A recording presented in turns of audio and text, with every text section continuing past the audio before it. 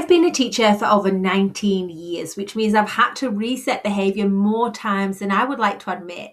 I've also had to reset behaviour in residential children's homes with foster care children and with thousands of children at my own private childcare business. So how did I do it, and what is the neuroscience to underpin?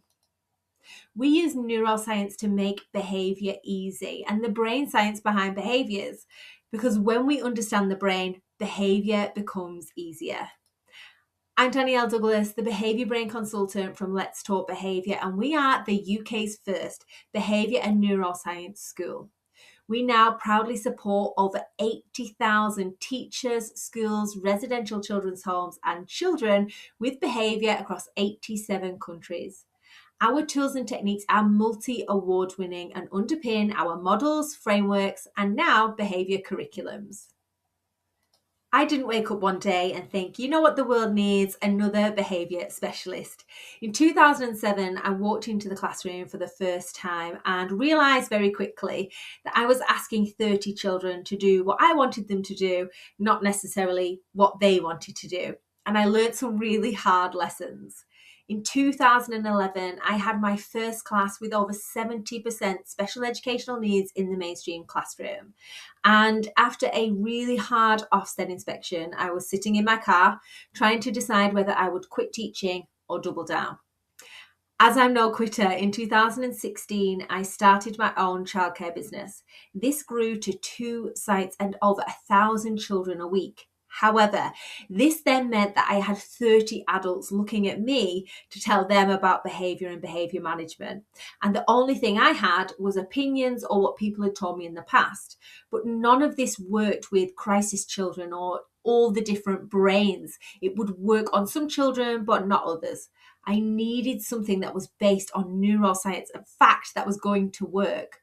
So I started working in a residential children's home full of the most crisis behaviours. Our children had EBD, CSE, and I had to unpick their behaviours. At night times, I would sit in my sleeping bag in the spare bedroom with my notepad and my pen, writing down all the behaviours that had happened that day. Then I would research the neuroscience into exactly why those behaviours had happened and what I could do next time. Moving on from this, I moved into foster care and became a foster carer using the tools and techniques that I had learned to reshape and teach behaviours, leading us to where we are today. The first thing that I would like you to do is grab a pen and paper.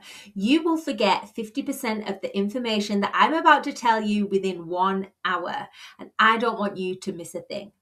So we are thinking about doing a quick behaviour reset. We do behaviour resets with our back to school behaviour boot camps, or now in our schools, luckily, we don't have to do resets because we use a behaviour curriculum, which means that behaviours are taught progressively year on year, saving us hours of time. But I want you to think about your reset now. What have you done already? What behaviours have you taught? What behaviours do you teach? Do you have a behaviour curriculum? Does everyone in school use the same behaviour language, the same approach to behaviour? What is your biggest behaviour success, and what is going to be your hardest behaviour mountain that you are going to climb this year? Okay, so we want a behaviour reset. We've got 10 minutes. We've got a new child coming in. We are on supply. This is the first day back at school. We need to reset behaviour really quickly. We haven't done the back to school behaviour bootcamp and we don't have a behaviour curriculum. So what do we know about behaviour and what is the neuroscience behind it? Neuroscience tells us that behaviour is a skill. It can be learned and taught. It can be practiced. Yes, sometimes it may take up to 66 days to develop the new habit and for that to be processed into the long-term memory. However, it tells us neuroplasticity is the proof that behaviour can be taught, learned and practiced. Neuroscience also tells us that there are easy and simple ways to teach and learn behaviour. For example, using the power of 3. We use the power of 3 in our behaviour curriculum and our schools are using it right now. In fact, we've recently had a message from a head teacher to say that the power of 3 has completely transformed behaviour within her school. Neuroscience also tells us that children need to be in the prefrontal cortex to learn new behaviours and to behave. However, our school are amygdala magnets. We put children into the amygdala, whether we like to admit it or not, as soon as they walk through that door. It takes milliseconds, and we can trigger children's amygdala thousands of times throughout the school day without us even realising that we're doing it. Yet what do? We have inconsistent approaches to behaviour. We teach the same behaviour year upon year upon year. You are still teaching the children how to walk into your classroom. You're still teaching the children how to sit and put their hand up, how to listen. These are behaviour skills that already should be taught, yet we should be having a quick little recap of what those behaviours mean, look like, and feel like. So what do our classrooms look like at the moment? We've got classrooms at the moment that are inconsistent with behaviour. We are teaching skills that should already be taught. We're spending months at the start of each year trying to reteach behaviour, inconsistent behaviour cues. We are not using neuroscience. So before our reset, I want you to think about a few of these things. We can't punish behaviour that we didn't teach. So we think about behaviour in ways that now we understand the neuroscience, we can reflect and think, we can't punish if we haven't taught the behaviour. And something else to think about, we wouldn't have to manage the behaviours that we taught. If you taught the behaviours that you wanted to see, what they look, sound, and feel like, would we have to manage them and spend the same amount of time dealing or firefighting them than we would if we taught them in the first place? So we need a reset, and what does that mean? I said to you a few moments ago that 50% of information is lost within 1 hour. Well, 75% of information is lost within 3 days if the behaviour is not in the long-term memory. This tells us that if we don't want to keep repeating the same behaviour teachings over and over again, we need to get that behaviour memory into the long term. We need children to understand, learn, and process the behaviours so that they are in the long-term memory, so we don't have to keep repeating them. So how much do you know about your behaviour brain or the children's behaviour brains? For a quick behaviour reset, we need the children to be in the prefrontal cortex, not in the amygdala, not in this guy. We teach children and adults about the behaviour brains and the role that they play within behaviour. This guy is the amygdala. And if children are in the amygdala or in an amygdala hijack, they cannot listen, learn, process, or understand. So for your quick behaviour reset, we need the children to be in the prefrontal cortex and not in the amygdala. Now, there are lots of things in our classroom right now that are sending children from the prefrontal cortex into the amygdala. This is the Douglas hierarchy of brain. This correlates directly to the Maslow hierarchy of needs. And what this does is tells us where children's brains are at, depending on what's going on in their environment. So, for example, if children are hungry or tired, they've fallen out with a friend at playtime, they are sitting in the amygdala, which means they're not going to learn or behave. So we need to switch their brains to the prefrontal cortex. There are a few ways that we can do this, and we go into this in more detail. And if you would like to know more information, then drop me a message. The first thing that we are going to do in our behaviour reset is get active listening. Now, we actually teach active listening skills when we first meet children. It's not something you might be able to do in 10 minutes. However, it is worth introducing. We use active listening skills when we are talking to children and getting them to talk to us. One of those is called the dopamine hack. Now, what this does is hacks children's dopamine system. We can do this by greeting children at the door, using eye contact, smiling, asking the children or the child a question. This hacks the child's dopamine and serotonin system and starts to build relationships. So the first thing that we want to do on our behaviour reset is hack the child's dopamine system. You can meet them at the door, ask them a question, give them a smile, but this starts the dopamine and serotonin moving, which means we can build relationships and the child will be in the prefrontal cortex.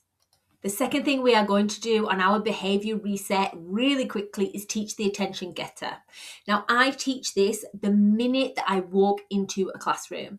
I was recently doing supply because I do supply alongside my business that I can keep my foot in the door and help teachers with their behaviour management. However, the first thing that I did when I walked into the classroom, and I've never met these children before, is introduce the attention getter.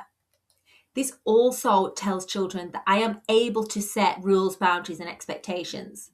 Children who are linked with adults that have rules, boundaries, and expectations remain in the prefrontal cortex for much longer. By using and explaining the attention getter to the children, you are switching off their amygdala. What happens when children don't know what to do or what to expect? Their brain jumps into something called prediction failure, and this is in the amygdala. However, if we walk into the classroom and the first thing that we do is explain to a child, when I do this, you're going to do this. When I say this, you're going to do this. Let's have a quick practice. That tells the child you can keep rules, boundaries, and expectations, but it also stops prediction failure. So we've walked into the classroom, we have done the dopamine hacks, we've hacked the dopamine system, we've explained the attention getter. Now what we're going to do is go through some of the things that might cause issues. We have behavior issues or negative behaviors when the brain jumps into the amygdala because of prediction failure. So what we're going to do is really quickly explain our rules, boundaries, and expectations about what to do when. That might look like this. Walking into the classroom, dopamine hack, my attention getter is practice, practice.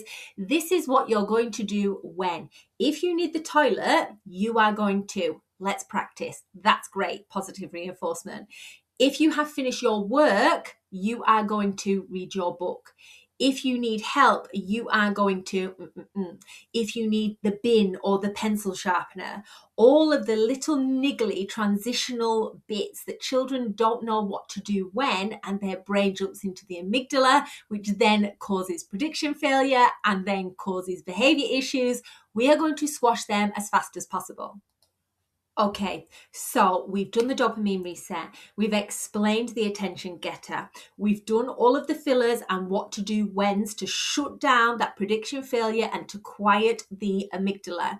Now what we're going to do is either apply consequences if the rules, boundaries, and expectations aren't met, or explain the consequence system.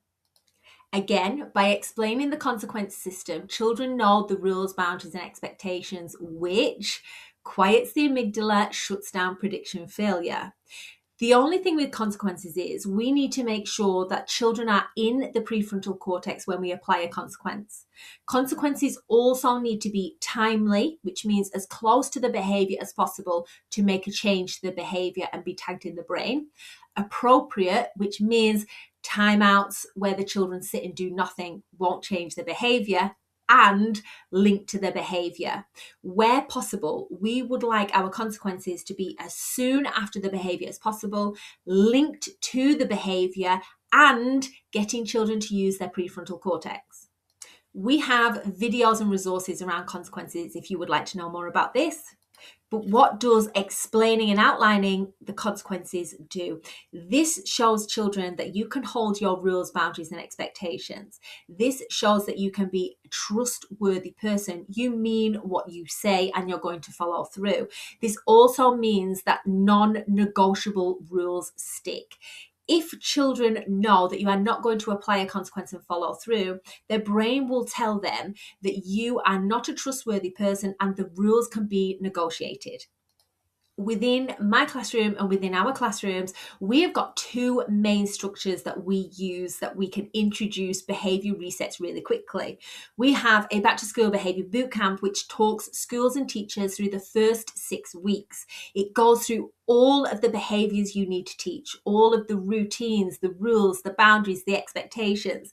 It goes through step by step with a tick list of all of those things that you need to cover for back to school best behaviour. However, if you are using a behaviour curriculum, this is a game changer. This teaches behaviour from reception to year 6, which means behaviours are independent by Key Stage 1.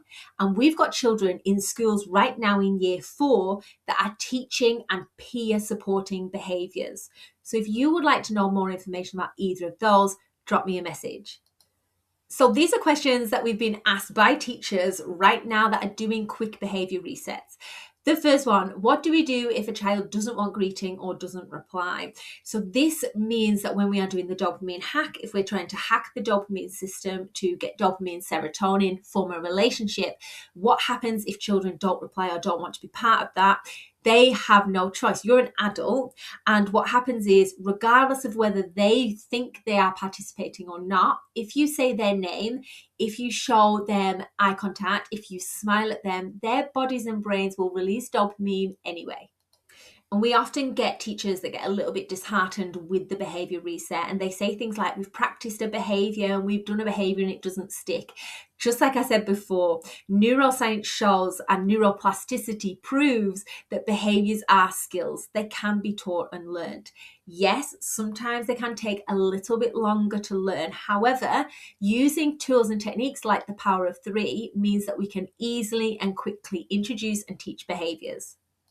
If you would like to know more information about any of our tools and techniques, neuroscience, or you found this video interesting, you are in the right place.